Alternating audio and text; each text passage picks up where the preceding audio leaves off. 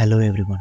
இன்றைக்கி நம்ம பார்க்க போகிற கதையில் காட்டுக்குள்ளே ட்ரெக்கிங்காக போன ஒரு 4 நண்பர்களுக்கு அந்த காட்டுக்குள்ளே நடந்த அதிபயங்கர அமானுஷம் மற்றும் மர்மமான நிகழ்வு தான். அது மட்டும் இல்லாமல் அந்த காட்டுக்குள்ளே இருந்த ஒரு அமானுஷத்தால் இந்த நண்பர்களுக்கு ஏற்பட்ட பாதிப்பு மற்றும் திகிலான தருணங்களெல்லாம் இப்போது இந்த கதையில் நம்ம கேட்க போகிறோம். அதுக்கு முன்னாடி இந்த மாதிரியான கதைகள் உங்களுக்கு பிடிச்சிருந்தா அதோட இந்த மாதிரியான கதைகளை நீங்கள் கண்டினியூஸாக கேட்கணும்னு நினச்சிங்கன்னா நம்ம சேனலை சப்ஸ்கிரைப் பண்ணிக்கோங்க. அப்போ தான் நான் போடுற அப்கமிங் பயங்கரமான கதைகளை உங்களால் கேட்க முடியும். அதோட நம்ம கதைகள் தமிழ்நாட்டில் நடந்த சம்பவமாக மட்டும் இல்லாமல் உலக நாட்டில் நடந்த சம்பவ கதைகளும் உங்களுக்காக வந்துக்கிட்டே இருக்குது. சரி வாங்க இப்போது இந்த கதைக்குள்ளே போயிடலாம்.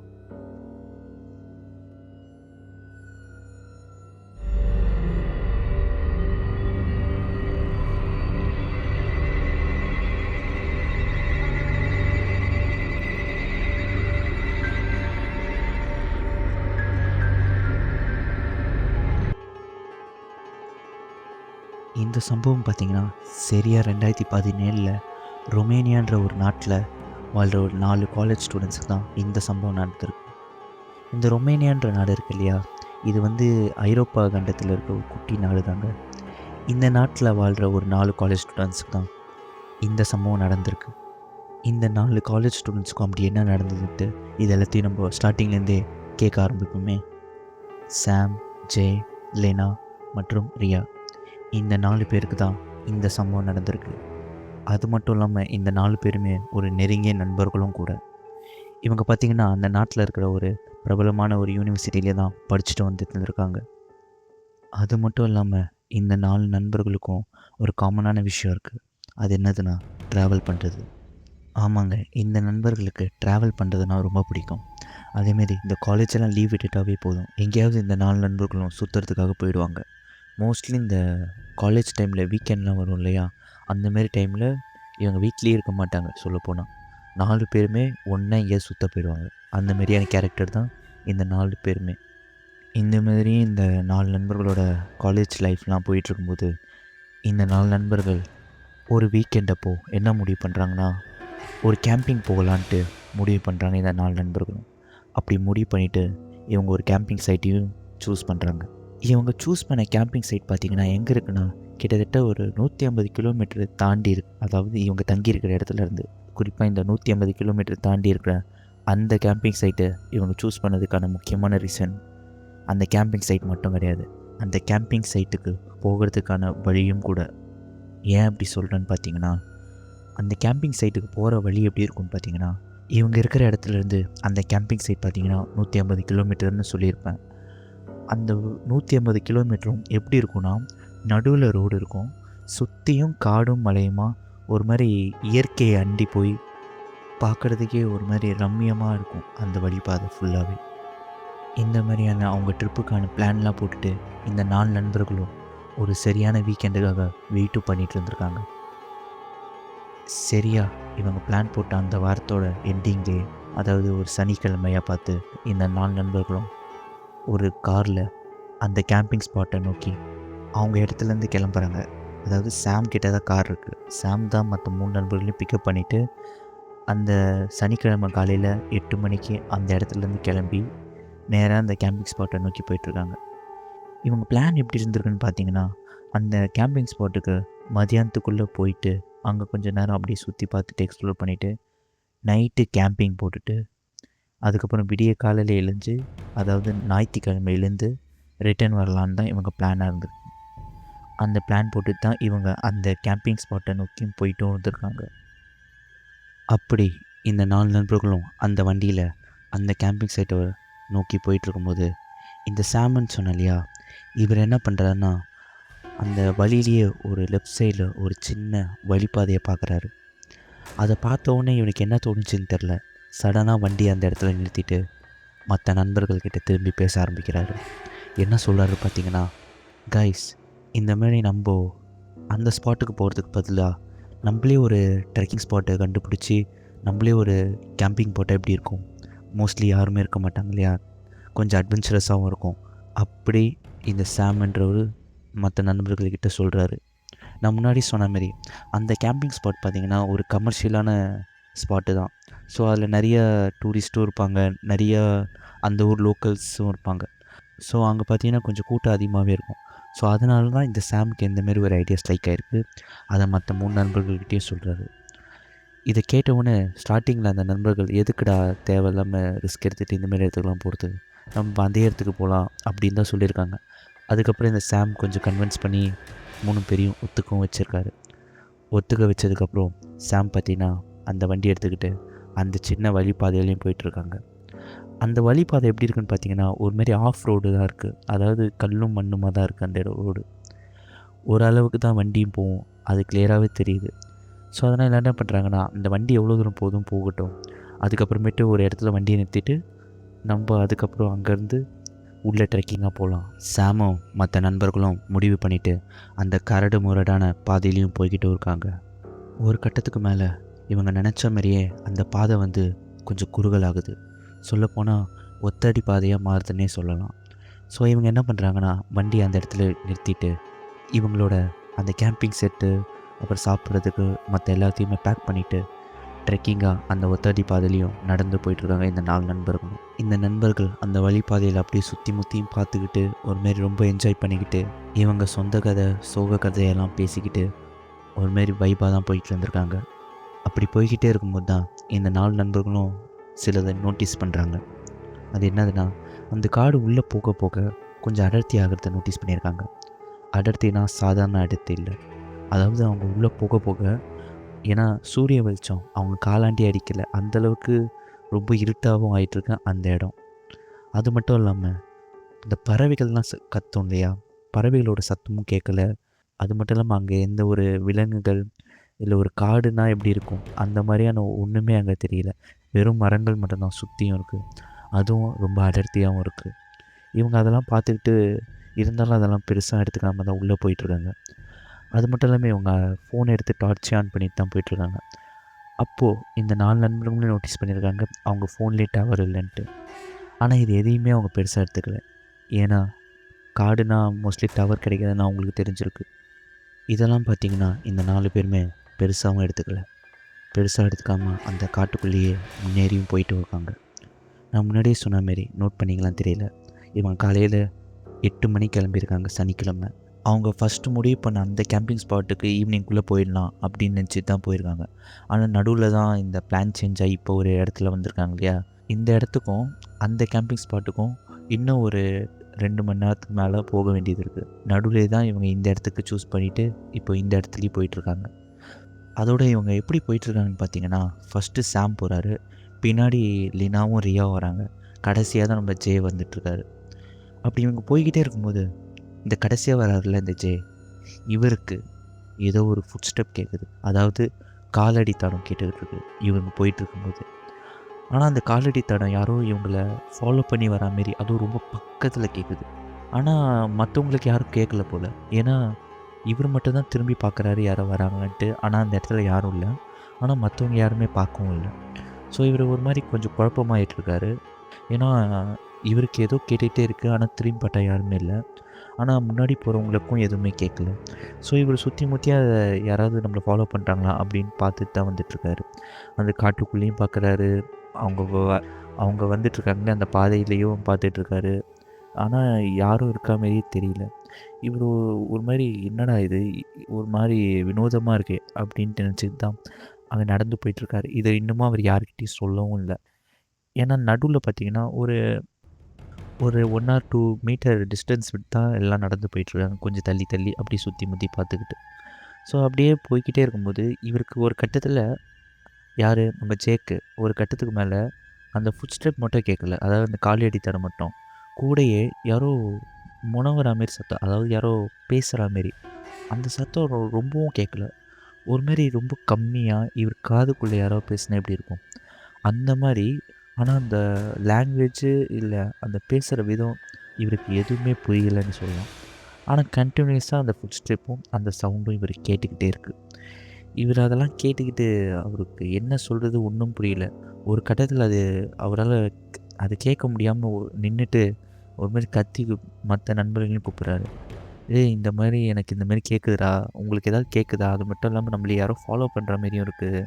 இந்த மாரிலாம் அவரு கேட்டுட்ருக்காரு மத்தவங்க நண்பர்கள்கிட்டயும். ஆனா மத்த நண்பர்களுக்கு யாருக்குமே அந்த மாரி எதுவுமே கேட்கல. "இல்லடா எங்களுக்குலாம் எதுவும் கேட்கலையே." அப்படின்னு சொல்லிட்டு, "சரி ரொம்ப எதுவும் நினச்சிட்டு இருக்காத. சீக்கிரம் வா போலாம். ஒரு கேம்பிங் ஸ்பாட்ட பார்த்து ஃபர்ஸ்ட்டு நம்ம டென்ட்ட போடுவோம்." அப்படின்னு சொல்லிட்டு மத்த 3 நண்பர்களும் முன்னாடி போக ஆரம்பிச்சுட்டாங்க. இவருக்கு ஒண்ணுமே புரியல. என்ன சொல்றதுன்னே தெரில. அது மட்டும் இல்லாம இவர் சொல்றதையும் யாரும் நம்பல. அவரும் என்ன பண்ணுறதுன்னு தெரியல. ஸோ அவரும் அவங்கள ஃபாலோ பண்ணி போயிட்டுருக்காரு. அப்படி உள்ள போய்க்கிட்டே இருக்கும்போது, இப்போ தான் அந்த 4 நண்பர்களும் இன்னொன்னு நோட்டீஸ் பண்றாங்க. அது என்னதுன்னா, இவங்க முன்னாடி போக போக அ அந்த வழித்தடத்துல சைடுல இருக்கிற சில மரங்கள் பெருசு பெருசா இருந்தது. அந்த மரங்கள் ஸ்டார்ட்டிங்கில அவ்வளவா எதுவுமே இல்ல. நார்மலா தான் இருந்தது. அதாவது அந்த கார விட்டு இறங்கி அந்த காட்டுக்குள்ள நடந்திருப்பாங்க இல்லையா பாதையில. அப்போ இவங்களுக்கு எந்த ஒரு வித்தியாசமான ஒண்ணும் அப்படி எதுவும் தெரியல இவங்களுக்கு நடக்கிறப்போ. ஆனா இப்போ இவங்களுக்கு என்ன தெரியுதுன்னா, கொஞ்சம் முன்னாடி வந்துட்டாங்க இல்லையா? கிட்டத்தட்ட ஒரு 1/4 மணி நேரம் நடந்து உள்ள வந்திருப்பாங்க. அப்படி அவங்களுக்கு என்ன தெரியுதுன்னா, மரங்கள் இருக்கு. பெருசு பெருசா சைடுல. அதே மாரி தான் இருக்கு. ஆனா இப்போ அந்த மரத்தில பார்த்தீங்கன்னா, ஒரு மாரி ஏதோ வரைஞ்சு, இல்ல சிம்பிள் மாரி யாரோ கிறுக்கி வச்சா மாரி இருக்கு. அது பார்க்கவே ஒரு மாரி வினோதமா இருக்கு. அந்த 4 நண்பர்களுமே அத பார்க்குறாங்க. பார்த்துட்டு ஒருத்தருக்கு மூஞ்ச ஒருத்தர் பார்த்துக்கிட்டு, அப்போ இந்த சாம்ன்றவர் தான் யாரோ பைத்தியக்காரனுங்க கிறுக்கி வச்சிருக்கானுங்க. இப்படின்ட்டு நெனச்சுக்கிட்டு, இல்ல ஏதாவது இந்த இடத்துல யாராவது நமக்கு முன்னாடி வந்திருப்பாங்க. அவங்க இந்த மாரி ஏதாவது கிறுக்கி வச்சிருக்கலாம். இதுக்கப்புறம் யாராவது வந்தாங்கன்னா, அத பார்த்து குழம்பணும் அப்படின்னு. அப்படின்ட்டு இந்த சாம் இவரே நெனச்சுக்கிட்டு மத்த நண்பர்கள்ட்டயும் சொல்றாரு இதையே. மத்த நண்பர்கள்லாம் இத ஃபர்ஸ்ட்டு யோசிக்கவே இல்ல. "டேய் அதெல்லாம் விட்றா கண்டுக்காத. நம்ம முன்னாடி போவோம். நம்ம ஃபர்ஸ்ட்டு நம்ம கேம்ப போடுவோம். அதுக்கப்புறம் மத்ததெல்லாம் பார்த்துப்போம்." அந்த வினோதமான சிம்பிள்ஸ் எல்லாம் யாருமே பெருசாவும் எடுத்துக்கல. அதனால அதெல்லாம் கண்டுக்காம முன்னோக்கியும் போயிட்டுருக்காங்க. கிட்டத்தட்ட ஒரு 1/2 மணி நேரமா நடந்து உள்ள வந்திருப்பாங்க. இப்போ அவங்க ஃபைனலா ஒரு சமமான இடத்த பார்க்குறாங்க. சரி ஓகே. இப்போ இந்த இடத்துல அந்த கேம்ப் போட்டா கரெக்ட்டா இருக்கும். இன்னும் சில மணி நேரத்தில இருட்டிடும். ஸோ இப்போவே அந்த இடத்துல டென்ட் போட ஆரம்பிக்கிறாங்க. இந்த 4 நண்பர்களும் 2 டென்ட் போடுறாங்க. ஒரு டென்ட்ல இந்த 2 பசங்களும், இன்னொரு டென்ட்ல 2 பொண்ணுங்களும் இருக்கலான்ட்டு பிளான் போட்டு தான் ஒரு 2 டென்ட்டையும் போடுறாங்க பக்கத்து பக்கத்துலயே. அதுக்கப்புறமேட்டு இந்த லினாவும், ஜேவும் இருக்காங்க இல்லையா? இவங்க 2 பேரும் காட்டுக்குள்ள திரும்பி போறாங்க. ஏன்னா இந்த விறகுகள்லாம் எடுக்கணுன்ட்டு. ஏன்னா அந்த இடத்துல அவங்க கேம்ப் ஃபயர் போடணும். ஏன்னா அந்த இடம் பார்த்தீங்கன்னா கொஞ்சம் குளிரவும் செய்யும். அது மட்டும் இல்லாம பச்சை கறிலாம் கொண்டு வந்திருக்காங்க. அத நைட்டுக்கு கேம்ப் ஃபயர் மூட்டி அதில சுட்டு, சாப்பிட்டு அப்படியே கொஞ்சம் என்ஜாய் பண்ணிட்டு இருக்கலாம். இதுக்காக தான் இந்த 2 பேருமே அந்த காட்டுக்குள்ள போயிருக்காங்க. நீங்களே யோசிக்கலாம். காட்டு விலங்கு ஏதாவது வந்துராதா இந்த கேம்புக்கு அப்படின்னு யோசிக்கலாம். ஆனா இவங்களுக்கு நல்லாவே தெரியும். அந்த காட்டு விலங்குலாம் அங்க இருக்கு. கரடிலாம் கூட அந்த காட்டுல இருக்கு. ஆனா அது எல்லாமே கொஞ்சம் இன்டீரியரா ரொம்ப அடர்ந்த காட்டு பகுதியில தான் இருக்கும். அதாவது இன்னும் உள்நோக்கி போனா தான் அந்த காட்டு விலங்குலாம் வரும். இன்கேஸ் அதையும் மீறி ஏதாவது காட்டு விலங்கு வந்தாலும், இவங்க இப்போ போட அந்த கேம்ப் ஃபயர்னால அந்த மிருகங்களும் வராது. ஸோ அதெல்லாம் பிளான் பண்ணிட்டு தான் இவங்க தைரியமாவும் உள்ள வந்திருக்காங்க. இந்த ஜேவும், லினாவும் விறகெல்லாம் எடுக்க போன அந்த டைம்ல இந்த ரியாவும், சாமும் கேம்ப்ல இருக்கிற அரேஞ்ச்மெண்ட்லாம் பண்ணிட்டு இருந்திருக்காங்க. இப்போ இந்த லினாவும், ஜேவும் விறகு எடுத்துட்டு இருக்காங்க இல்லையா? இவங்க வந்து கொஞ்சம் தள்ளி தள்ளி தான் எடுத்துட்டு இருக்காங்க. ஆனா இருந்தாலும் அவங்க 2 பேருமே அவங்க அவங்க கண் பார்வையில தான் இருக்காங்க. ஸோ அந்த அளவுக்கு தான் கொஞ்சம் டிஸ்டன்ஸ் விட்டு தான் எடுத்துட்டு இருக்காங்க. அப்போ என்ன ஆகுதுன்னா, இந்த ரியா சடனா என்னாச்சுன்னு தெரியல. இந்த ஜே பார்க்குறப்போ வேகமா கத்திக்கிட்டு கேம்ப நோக்கி ஓடுறாங்க. என்னாச்சுன்னு தெரியல இந்த ஜேக்கு. ஒண்ணும் புரியல. என்ன இவ திடீர்னு கத்திக்கிட்டு ஓடிட்டு இருக்கா கேம்ப் பக்கமா. இவரும் அந்த பொண்ணு பின்னாடி வேகமா ஓடுறாரு. அந்த பொண்ணு பார்த்தீங்கன்னா, கடைசியா கேம்புக்கும் வந்துடுறா. வந்து அந்த சாம் கிட்டயும், ரியா கிட்டயும் உட்காந்து பயங்கரமா அழுவவும் ஆரம்பிக்கிறா. அதுக்கு சாமும், ரியாவும் "என்னாச்சு இப்போ? அழுவாத ஃபர்ஸ்ட்டு என்னாச்சுன்னு சொல்லு" அப்படின்ட்டு அவள கொஞ்சம் சமாதானப்படுத்தி கேட்கவும் ஆரம்பிக்கிறாங்க. அந்த டைம்ல ஜேவும் வந்துடுறாரு. ஜேவும் கேட்க ஆரம்பிக்கிறாரு. "எதுக்கு கத்திக்கிட்டே ஓடி வந்த திடீர்னு?" அப்படின்ட்டு இவரும் கேட்குறாரு. அப்போதான் இந்த லினா பொண்ணு சொல்ல ஸ்டார்ட் பண்றா. "இல்ல, நானும் ஜெயும் விறகு எடுத்துக்கிட்டு இருந்தோம்ல. அப்போ ஜெய் கொஞ்சம் தள்ளி தான் எடுத்துகிட்டு இருந்தாரு. நானும் கொஞ்சம் தள்ளி எடுத்துகிட்டு இருந்தேன். அப்போ சடனா ஏதோ யாரோ நடக்கிற மாரி சத்தம் கேட்டது. ரொம்ப லைட்டா தான் கேட்டது. அத தொடர்ந்து அப்படியே யாரோ முணுமுணுத்தா எப்படி கேட்கும்? அந்த மாரியான சத்தம் கேட்டது. நான் பெருசா எடுத்துக்கல. ஆனா அந்த சத்தம் வந்து ஒரு பக்கத்துலேருந்து வந்தா மாரி இருந்தது. அதாவது ஒரு டைரக்ஷன்லேருந்து. சரி என்னதுன்ட்டு அப்படி நான் திரும்பி பார்த்தேன் அந்த டைரக்ஷன்ல. அந்த இடத்துல எதுவும் இல்ல. ஆனா ஒரு மரம் இருந்தது பெருசா. நல்லா பெரிய மரம் அகலமாக இருந்தது. ஆனால் அந்த மரத்துக்கு பக்கத்தில், சொல்லப்போனால் அந்த மரத்துக்கு பின்னாடியிலேருந்து யாரோ என்னை எட்டி பார்த்த மாரி இருந்தது. ஏதோ ஒரு நிழல் மாரி இருந்தது. அது நான் பார்த்த உடனே என்னை பார்த்து டக்குன்னு உள்ளே போயிடுச்சு. அதை பார்த்துட்டு தான் நான் கொஞ்சம் பயந்து வேகமாக ஓடி வந்துட்டேன். எனக்கு இன்னமும் சரியாக படலை இங்கே இருக்கிறது. நம்ம ரிட்டர்ன் போயிடலாமா அப்படின்ட்டு இந்த லினா பொண்ணு மற்ற 3 பேர்கிட்டையும் சொல்கிறாங்க. இது கேட்ட உடனே சாமும் ரியாவும் நம்பவே இல்லை. ஏய், நீ ஏதாவது நிழலில் பார்த்துருப்ப, கிளை வந்து அப்படி வந்திருக்கும், ஸோ அதை பார்த்து நீ பயந்துருப்ப அப்படின்ட்டு இந்த 2 பேர் சொல்கிறாங்க. ஆனால் இந்த ஜே கொஞ்சம் யோசிக்கிறாரு. ஏன்னா இவர் வரும்போது இவருக்கு சில காலடி தடம், சில சத்தம்லாம் கேட்டிருக்கோம் இல்லையா? ஸோ இவர் இதை கேட்டுட்டு இவரும் அதை நம்புகிறாரு. நம்பி என்ன சொல்கிறாருன்னா, கைஸ் நான் வரும்போது சொன்னேன் இல்லையா, இந்தமாரி சத்தம் கேட்டது, நம்மளை யாரோ ஃபாலோ பண்ணுற மாரி இருந்தது, அது மட்டும் இல்லாமல் யாரும் முணுமுணுத்த மாதிரி கேட்டதுன்ட்டு. அதே மாதிரி தான் இவளுக்கும் கேட்டிருக்கு. இங்கே எதுவும் சரியாக மட்டும் இல்லை, லினா சொன்னவே நம்ம திரும்பி போயிடலாமா அப்படின்ட்டு இப்போ இந்த 2 பேரும் லினாவும் ஜேவும் சொல்கிறாங்க மற்ற 2 நண்பர்கள்கிட்டையும். ஆனால் அந்த 2 நண்பர்களுக்கு எதுவும் இன்னும் இது வரைக்கும் தட்டுப்படலை, இல்லை எதுவும் எக்ஸ்பீரியன்ஸ் பண்ணல. ஸோ அவங்க அவ்வளோவா அதை நம்பலை. அவங்க என்ன சொல்கிறாங்க, டேய் இந்தமாரி பண்ணாதீங்க, இந்தமாரி இடத்துல இந்த காடுனா இந்தமாரி எதாவது சத்தம் இந்தமாரி வரதான் செய்யும். அதுக்கெலாம் நம்ம திரும்பி போனால் அப்புறம் நம்ம எப்படி என்ஜாய் பண்ணுறது? அதான் நம்ம 4 பேர் இருக்கோம்ல, எது வந்தாலும் பார்த்துக்கலாம் அப்படின்ட்டு அந்த 2 பேரும் இவங்க 2 பேரையும் கன்வின்ஸ் பண்ணுறாங்க. இவங்களுக்கும் வேறு வழியும் இல்லை. ஏன்னா இந்த 2 நண்பர்களும் ஒரு மாதிரி அடாவடியாக இருக்காங்க. அதாவது அன்றைக்கி நைட் அந்த கேம்பிங் போட்டே ஆகணும், அந்த மாதிரியான ஒரு மைண்ட் செட்டில் தான் அந்த 2 நண்பர்களும் இருக்காங்க. ஸோ அதனால் அவங்கள பேசி ஜெயிக்கவும் முடியல இந்த 2 நண்பர்களாலையும், ஜேவும் லினாவாலையும். ஸோ அதனால் அதை அக்ரி பண்ணிவிட்டு அதுக்கப்புறம் இந்த 2 பேரும் ஜேவும் லினாவும் விறகு எடுக்க போகல, இவங்க கேம்ப்லேயே தான் இருக்காங்க. மற்ற 2 நண்பர்கள் தான் போய் கொஞ்சம் எடுத்துகிட்டு வராங்க. இந்த ஜே வந்து லீனா கூடயே இருந்து கொஞ்சம் அவளை சமாதானப்படுத்திட்டு தான் இருக்காங்க கேம்பில். அதுக்கப்புறம் கொஞ்சம் இருட்டவும் ஆரம்பிக்குது. அந்த 2 நண்பர்கள் விறகு எடுத்துகிட்டு வந்துட்டு நெருப்பியை மூட்டிடுறாங்க. இப்போ ஓரளவுக்கு எல்லோரும் அந்த நிகழ்வை மறந்துட்டு கொஞ்சம் ஜாலியாக அவங்க எடுத்துகிட்டு வந்த ஃபுட்டெல்லாம் சமைச்சி சாப்பிட்டுட்டு இருக்காங்க. சாப்பிட்டுக்கிட்டு ஒரு மாரி பாட்டு பாடிக்கிட்டு ஒரு மாரி ஃபன்னாக தான் போயிட்டுருக்கு அந்த நைட்டு ஃபுல்லாகவே. அதுக்கப்புறம் பார்த்திங்கன்னா இவங்க அன்றைக்கி நைட்டு சாப்பிட்டுட்டு ஃபன்னாக இருந்துட்டு அன்றைக்கி ராத்திரி தூங்கவும் செய்கிறாங்க. அப்படி அந்த ராத்திரி தூங்கிட்டு இருக்கும்போது தான் நான் முன்னாடி சொன்ன மாரி இந்த சாமும் ஜேவும் ஒன்றா இருக்காங்க. மற்ற 2 பொண்ணுங்கள் அந்த லினாவும் ரியாவும் இன்னொரு கேம்பில் இருக்காங்க இல்லையா? So 2 camp. அதில் இந்த ஜேக்கு வந்து நடுவில் ரெஸ்ட் ரூம் வந்திருக்கு. தனியாக வெளியே போய் போகிறது கொஞ்சம் பயமாக இருந்திருக்கு. அதனால் என்ன பண்ணியிருக்காருன்னா, சாமை எழுப்பியிருக்காரு. இந்தமாரி ரெஸ்ட் ரூம் கொடுத்தா சும்மா வாடா கூட அப்படின்ட்டு. சாமும் இது மாதிரி தூக்க கழகத்துலேருந்து ஜே கூடயே வந்திருக்காரு ரெஸ்ட் ரூம். சாம் கொஞ்சம் தள்ளி நின்றுட்டுருக்காரு. ஜே உள்ளே கொஞ்சம் ரொம்பலாம் உள்ளே போல், கொஞ்சம் தள்ளி நின்று தான் ரெஸ்ட் ரூம் போயிட்டுருக்காரு. அப்படி அவர் போயிட்டு ரிட்டன் வரும்போது பார்த்திங்கன்னா, இந்த ஜேக்கு ஸ்டார்டிங்கில் கேட்டது, அதுக்கு மட்டும் இல்லாமல் இந்த லினா பொண்ணுக்கு கேட்டிருக்கோம்ல வாய்ஸஸ்லாம், அந்த வாய்ஸ் இப்போ சவுண்டாக கேட்குது. அதுவும் சுற்றி அந்த காட்டுக்குள்ளேருந்து. ஆனால் இப்போ என்ன ஆகுதுன்னா, இந்த வாய்ஸ் இவங்க 2 பேருக்கு மட்டும் கேட்கல, இந்த 2 பொண்ணு தூங்கிட்டு இருக்காங்க இல்லையா, அவங்களுக்கும் கேட்டிருக்கு. அவங்களும் வெளியே வந்து பார்த்துருக்காங்க. இந்த 2 பேர் வெளியே நின்றுட்டுருக்காங்க இல்லையா, இந்த 2 பேர்கிட்ட வந்து அந்த 2 பொண்ணுங்க கேட்குறாங்க, என்ன சவுண்ட் எதுவும் வந்துகிட்டு இருக்குது அப்படின்ட்டு. என்ன சவுண்டுன்னு தெரியல, ஒரு மாதிரி புரியாமல் தான் கேட்டுட்ருக்காங்க அந்த சவுண்டு எங்கே வருதுன்ட்டு. அந்த சவுண்டு கிளியராக கேட்குது. யாரும் முணுமுணுக்கிற மாரி கொஞ்சம் சவுண்டாகவே கேட்குது.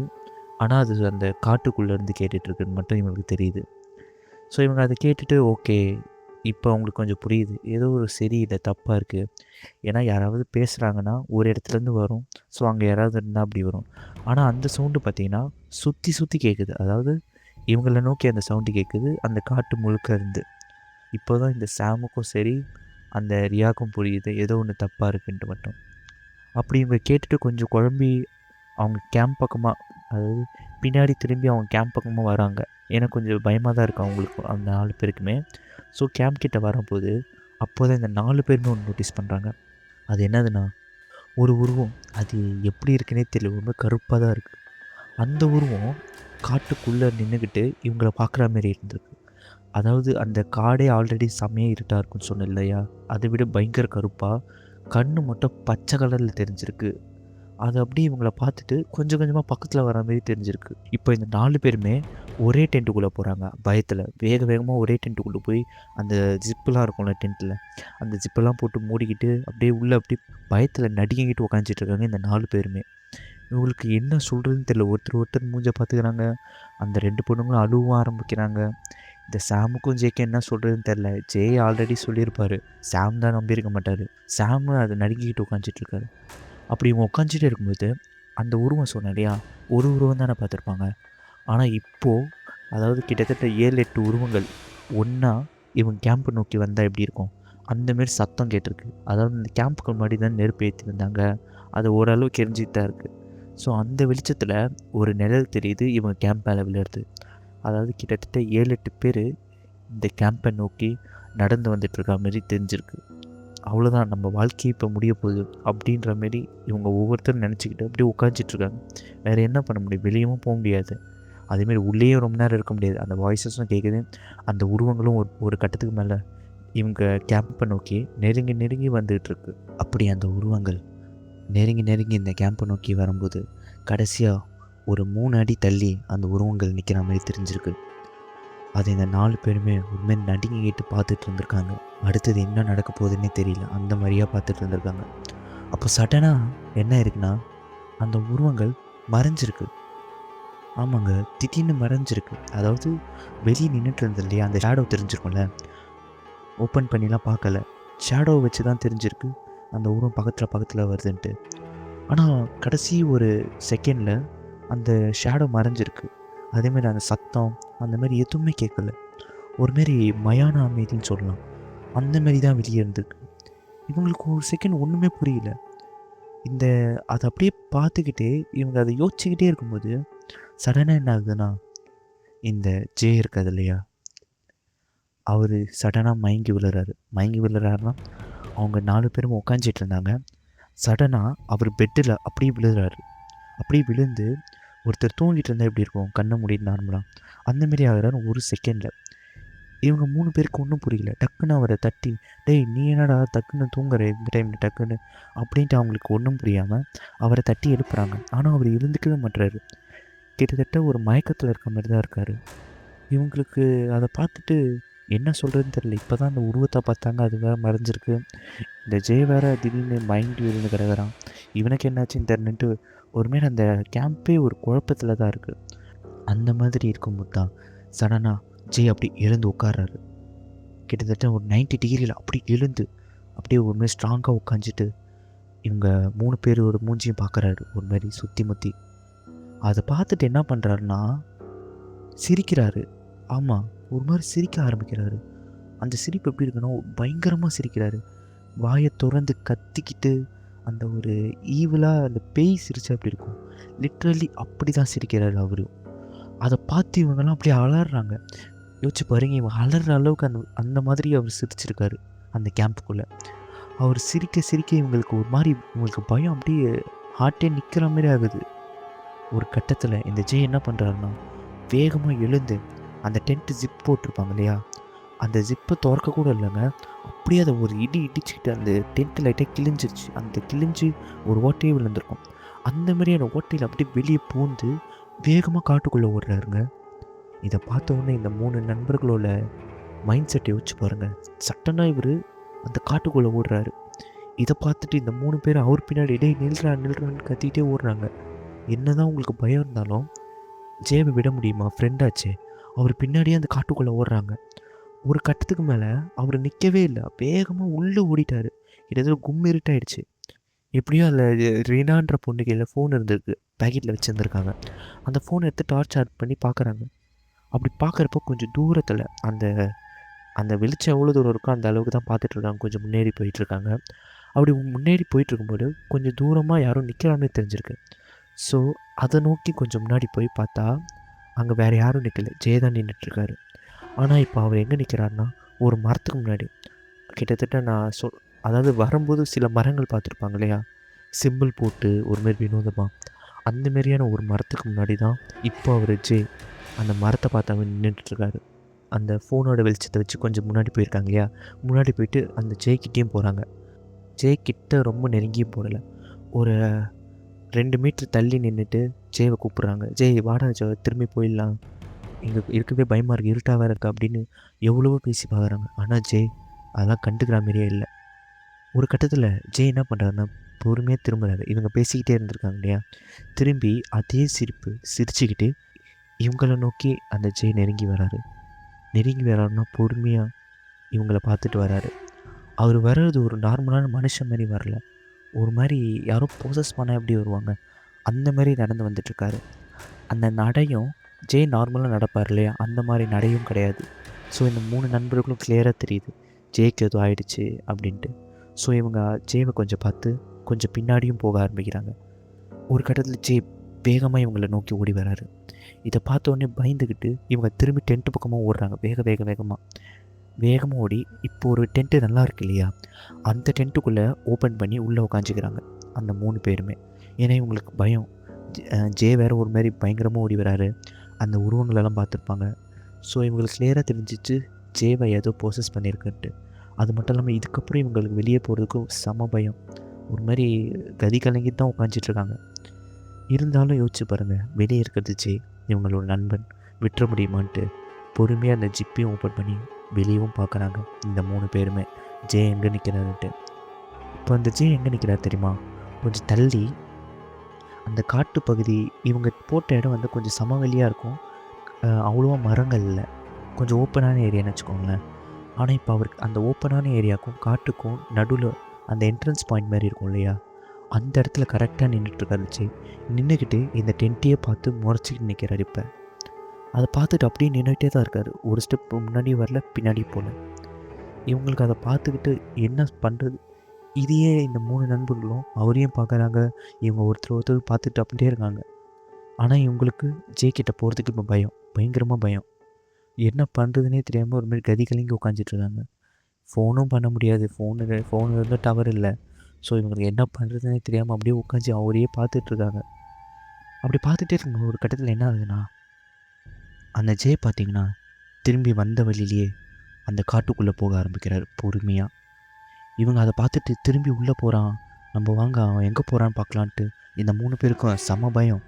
இருந்தாலும் ஜேவை விட்டுறக்கூடாதுன்ட்டு திரும்பி அந்த கேம்பை விட்டு வெளியே வந்து அந்த ஜே நின்றுட்டு இருந்தார் இல்லையா, அந்த இடம் வரைக்கும் வராங்க. ஏன்னா நான் சொன்ன மாரி அதுதான் அந்த ஓப்பனான ஏரியாவுக்கும் அந்த காட்டுக்கும் இருக்கிற ஒரு என்ட்ரன்ஸ் மாதிரி இருக்காது. அந்த மாதிரி என்ட்ரன்ஸ்னால் கேட்டு அந்த மாதிரிலாம் இல்லை, நார்மலாக அந்த நேச்சராக அந்த மரம் செடி கொடியாலே ஆன என்ட்ரன்ஸ் மாதிரி தான் இருக்குது. அந்த இடத்துக்கு வந்து நின்றுக்கிட்டு ஜே எங்கே போகிறாருன்னு பார்த்துட்ருக்காங்க. அப்படி பார்த்துக்கிட்டே இருக்கும்போது தான் இவங்களுக்கு இன்னொரு அதிர்ச்சி. இப்போ என்னன்னு தெரியுமா, ஜே போயிட்டுருக்கார் இல்லையா, அவர் தனியாக போகல. இப்போ அவர் கிட்டத்தட்ட ஒரு 10-15 மீட்டர் தள்ளி உள்ளே போயிட்டார். இப்போது அவர் கூட கிட்டத்தட்ட ஒரு 7-8 கருப்பான நிழல் மாதிரியான உருவங்கள் அவர் பக்கவாட்ட அப்படி மிதந்துக்கிட்டு அவர் கூடயே போய்கிட்டு இருக்கு. யோசிச்சு பாருங்கள், இந்த ஒரு காட்சியை அந்த 3 பேருமே பார்த்துட்டு அவங்க அப்படியே ஒரு மாதிரி ஸ்டன் ஆகிட்டு நிற்கிறாங்க. அவங்களால என்ன பேசுகிறதுன்னு தெரியல. ஏன்னா அந்த மாதிரியான ஒரு உருவங்கள், ஒரு 7-8 உருவம் சொன்னேன் இல்லையா, அது அப்படியே கூடயே போது. நடுவில் இந்த ஜெய் போயிட்டுருக்காரு இல்லையா, ரைட் டு லெஃப்ட் சைட்லேயும் அந்த உருவங்கள் அப்படியே இருக்குது, பாடி கார்டு மாரி நின்றுக்கிட்டு அப்படியே போயிட்டுருக்குங்க அந்த காட்டுக்குள்ளேயே. அதை பார்த்துட்டு இவங்க அப்படியே நின்றுட்டு எதுவுமே யோசிக்காமல் ஒரு மாதிரி ஸ்டன் ஆகிட்டு அதை பார்த்துட்டே இருக்கும்போது சடனாக அதுலேருந்து ஒரு 2 உருவங்கள் மட்டும் இவங்கள நோக்கி வந்துட்டுருக்கு பொறுமையாக. இதை பார்த்தோன்னே அவ்வளோதான் முடிவு பண்ணாங்க, இதுக்கு மேலே இங்கே இருந்தால் நம்மளுக்கு ஏதாவது ஆகிடும், இதேமாரி ஃபஸ்ட்டு நம்ம கேம்ப்குள்ளே போய்க்கலாம் அப்படின்ட்டு வேகமாக அந்த கேம்புக்குள்ளே வேகமாக உள்ளே வந்துட்டு அந்த ஜிப்பை போட்டு மூடிக்கிறாங்க. மூடிட்டு உட்காந்துட்ருக்காங்க 3 பேரும் ஒரு மாதிரி கதி கலங்கி போய். அந்த உருவங்கள் பார்த்திங்கன்னா இவங்க பக்கத்தில் வரா மாதிரி இல்லை, ஒரு மாதிரி சத்தம் மட்டும் தான் கேட்குது நடக்கிற மாதிரி. அதை கேட்டுகிட்டே இவங்க உள்ளே உட்காந்துட்ருக்காங்க. அது மட்டும் இல்லாமல் இவங்களுக்கு திரும்பி அந்த கேம்ப் ஓப்பன் பண்ணி வெளியே பார்க்குறதுக்கே பயம். ஸோ அதனால் அவங்க என்ன பண்ணிடுறாங்கன்னா நவுறாமல் அந்த இடத்துல உட்காந்துட்டு, அதாவது அந்த கேம்புக்குள்ளேயே உட்காந்துக்கிட்டு வெளியே அந்த ஜிப்பை கூட ஓப்பன் பண்ணி பார்க்காம உள்ளே உட்காந்துட்ருக்காங்க. என்னானாலும் இதுக்கு மேலே வெளியே போகக்கூடாது, போனால் நம்ம உயிருக்கு ஆபத்து தான், எதுவாக இருந்தாலும் விடிஞ்சதுக்கப்புறம் பார்த்துக்கலாம் அப்படின்ட்டு இந்த 3 பேருமே முடிவு பண்ணி அந்த கேம்ப்புக்குள்ளேயே இருக்காங்க அந்த நைட்டு ஃபுல்லாகவே. இவங்க தூங்கவே இல்லை. ஏன்னு கேட்டிங்கன்னா ஒரு பக்கம் இந்த ஜேக்கு வேறு என்னாச்சுன்னு தெரியல. அது மட்டும் இல்லாமல் அந்த உருவங்கள் சொன்னேன் இல்லையா, அந்த உருவங்களோட சத்தம் மட்டும் இவங்களுக்கு கேட்டுக்கிட்டே இருந்திருக்கு அந்த ராத்திரி முழுக்க. ஸோ அதனால் இவங்களால தூங்கக்கூட முடியல. கதி கலங்கி போய் உட்காந்துட்டு இருக்காங்க இந்த 3 நண்பர்களும். அதுக்கப்புறம் பார்த்தீங்கன்னா விடியவும் செய்யுது. விடிஞ்ச உடனே இந்த 4 பேருமே வெளியே வராங்க.